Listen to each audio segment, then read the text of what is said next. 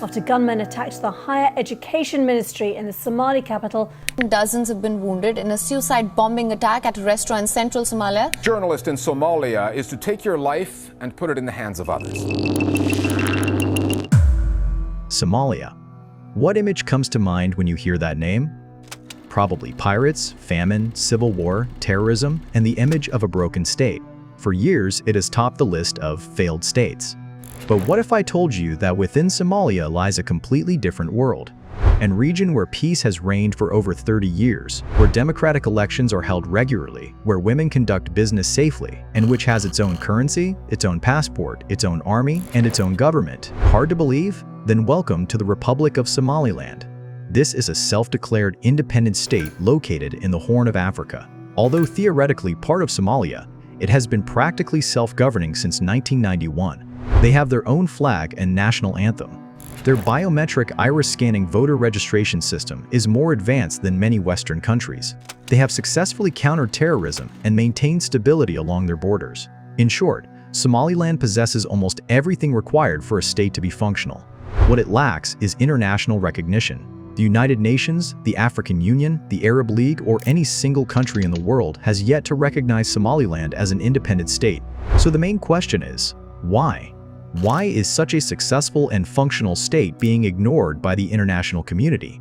While its parent state, Somalia, is synonymous with chaos and instability, how did Somaliland become an oasis of peace? And if they are doing everything right, why aren't they finding a place on the world map as an independent country? In today's episode, we will dive deep into this geopolitical mystery. We will analyze Somaliland's bloody history, the context of its struggle for independence, and the complex reasons that have kept this de facto state in an international legal limbo. Before understanding the reasons for Somaliland's lack of recognition, we must first understand the vast difference between Somaliland and Somalia. This contrast is the cornerstone of Somaliland's claim to independence. Imagine walking through Hargeisa, the capital of Somaliland. Around you, you'll see bustling markets, thriving businesses, young people sitting in cafes, and people moving freely on the streets. Here, you won't see the heavy armored vehicles of the UN or the widespread presence of foreign peacekeepers, which is a common sight in Mogadishu, the capital of Somalia. Security on the streets of Hargeisa is ensured by Somaliland's own police force. Since declaring independence in 1991, Somaliland has achieved something almost incredible for the region. They have united various clans to establish national unity. They have created a hybrid governance system, an extraordinary blend of modern democracy with the traditional council of clan elders, or Gurtis. This Gurtis, or upper house, played a key role in establishing peace and disarmament in the early days. Most importantly, power transitions in Somaliland are regular and peaceful. Presidential, parliamentary, and local elections have been held at various times 2003, 2005, 2010, and have been praised by international observers. Their biometric voter registration system is considered a model for Africa.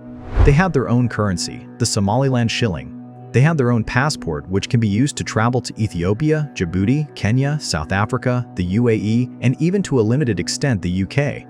They have kept their coastline free of pirates and successfully kept armed groups like Al-Qaeda and Al-Shabaab away from their borders. In short, Somaliland meets almost all the criteria of a functioning state. Now let's turn the camera towards Mogadishu. Since the fall of dictator Siad Barre in 1991, Somalia has been plunged into a prolonged civil war and misgovernance. Various clan-based militias and warlords tore the country apart. The capital, Mogadishu, became a battlefield. Currently, while Somalia has an internationally recognized federal government, they have no control over a vast portion of the country. Many areas in the southern and central regions are under the control of the Al-Shabaab group. The country's security relies mainly on the African Union Peacekeeping Mission, ATMIs. Somali politics is plagued by clan-based divisions and corruption. The election process here is extremely complex and often ends in violence. Where Somaliland has established peace on its own 2 feet, Somalia is heavily dependent on international aid and military intervention.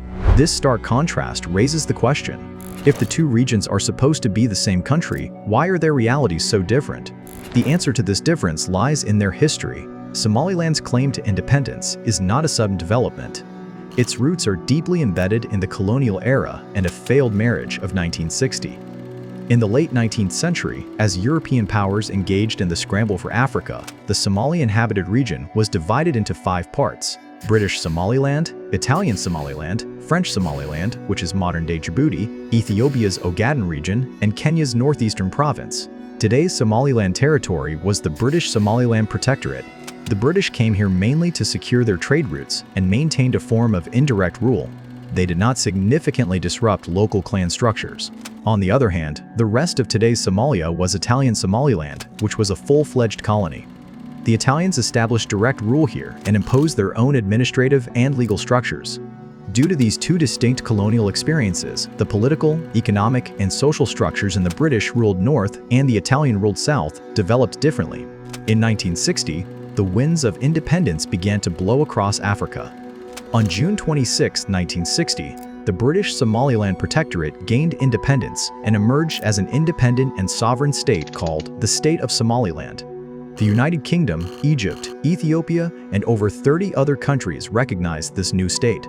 But this independence was short-lived. At that time, a pan-Somali nationalist dream of forming a Greater Somalia was popular, aiming to unite all 5 divided Somali-inhabited regions into a vast Somali state. Inspired by this dream, just 5 days after gaining independence, on July 1, 1960, the state of Somaliland merged unconditionally with the newly independent Italian Somaliland to form the Somali Republic. However, this unification, or union, was unequal from the start. Due to the larger population and area of the south, political power quickly centralized in Mogadishu. Hargeisa in the north lost its capital status and began to be neglected. People in the north started feeling that they had not joined a union, but rather, their region had been swallowed by the south. The legal process of unification was also flawed, which is still debated today. This failed marriage set the stage for 3 decades of conflict. In the decades following the union, discontent in the north continued to grow. They were already politically and economically marginalized. This dissatisfaction culminated during General Siad Barre's dictatorship, and its consequence was a horrific genocide which became Somaliland's point of no return. In 1969, Siad Barre seized power through a military coup. He gradually became a brutal dictator. He adopted a divide-and-rule policy, pitting various clans against each other.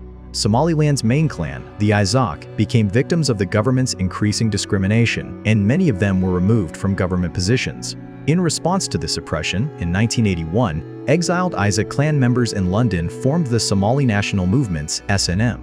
The SNM's goal was to overthrow Barre's dictatorship. When the SNM began armed resistance against the Siad Barre government from the Ethiopian border, Barre decided to take a terrible and brutal revenge. In 1988, he ordered a full-scale military assault on Somaliland's 2 major cities, Hargeisa and Barrow. Barre's Air Force, operated by mercenary pilots from Zimbabwe and South Africa, began indiscriminate bombing of Hargeisa city. Bombs were dropped on the city for days. Those who tried to escape were machine-gunned from warplanes. Ground forces surrounded the city and carried out massacres, rapes, and looting house to house. People fleeing the city were killed by landmines. This brutal operation killed an estimated 50,000 to 100,000 civilians, and approximately 500,000 people were forced to seek refuge in Ethiopia. Hargeisa city was almost 90% destroyed, earning it the moniker, the Dresden of Africa. This event was a planned genocide intended to annihilate the Isaaq clan. This horrific memory has left such deep scars on the people of Somaliland that they can no longer imagine reuniting with Mogadishu. This genocide caused their ultimate psychological separation from Somalia. In 1991, when the Siad Barre government fell due to the combined attacks of the SNM and other rebel groups, the whole of Somalia plunged into a horrific civil war. Various warlords began fighting for power in Mogadishu. In this chaos, the people of Somaliland chose a different path.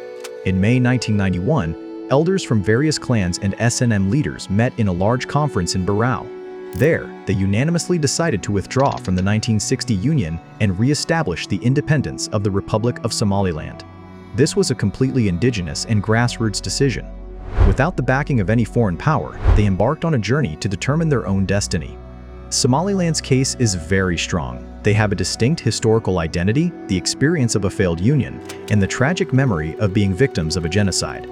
They have proven their worth by establishing peace and democracy. So the question is, why is the international community turning a blind eye? Behind this lie several complex and interconnected geopolitical reasons. Firstly, the fear of opening Pandora's box. This is probably the biggest and main reason. The African Union, AU, formerly known as the Organization of African Unity, OAU, adopted a core principle at its founding, that colonial-era borders would be respected and not altered under any circumstances. The reason for this policy was very pragmatic. The borders of African countries were not drawn based on ethnic or cultural lines, but rather as suited the European powers. Consequently, almost every African country contains numerous diverse and often warring ethnic groups. The AU fears that if they allow a region like Somaliland to secede, it will open a Pandora's box.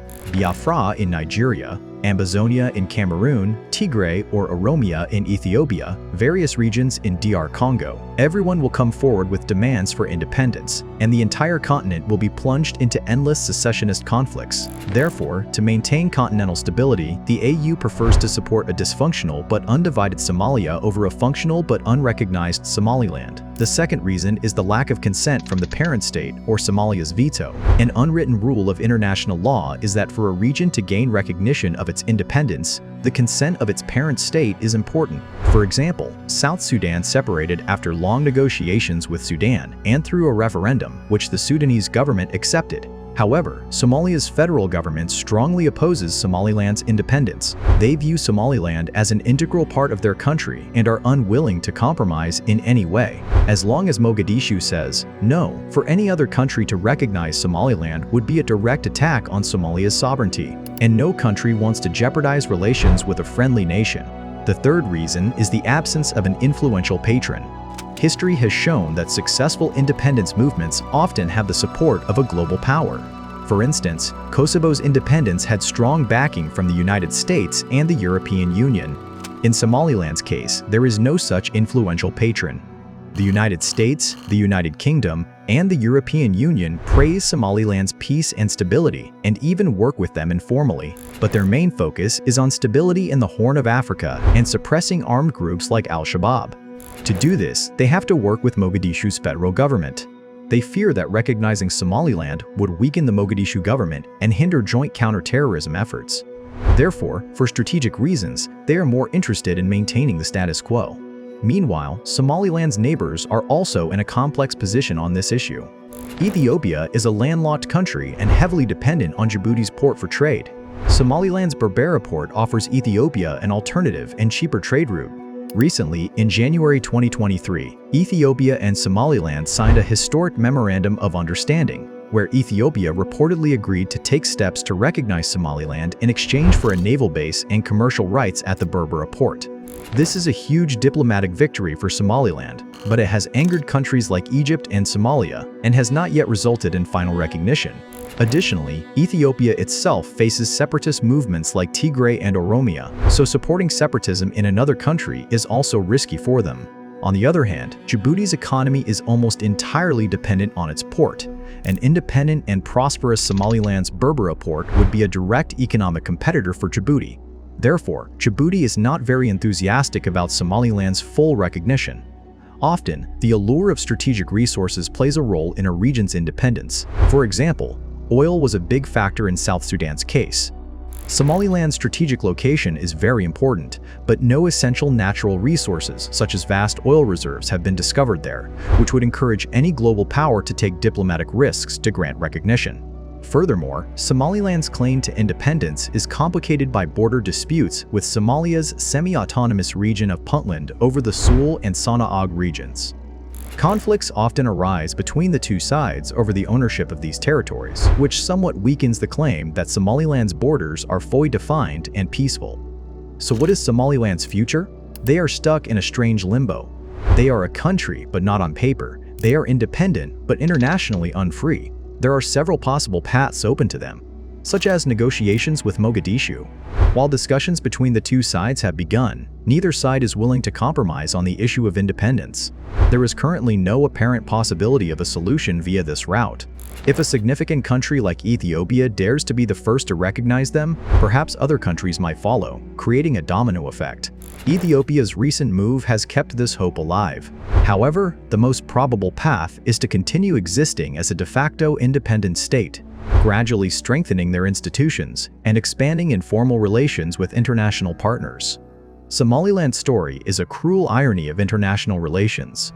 It shows us that having your own flag, government, or peace is not enough to be a state. It requires solving a complex equation of geopolitical interests. Somaliland has earned the moral right to be a state by establishing peace, democracy, and stability. They have proven that they are not part of a chaotic Somalia. The reason for their lack of recognition is not their own failure, but rather they are victims of an inflexible international system that prioritizes maintaining the borders of existing states, however dysfunctional, over a people's right to self-determination. The people of Somaliland are simply asking the world a question. What more do we need to do to establish peace and democracy? Do we have to return to chaos like Somalia for the world to pay attention to us? There is no easy answer to this question, but it forces all of us to think about what sovereignty, statehood, and justice truly mean. Somaliland may not be on the world map today, but for those who struggle for peace and self-dignity, it will remain a shining star on the map of their hearts.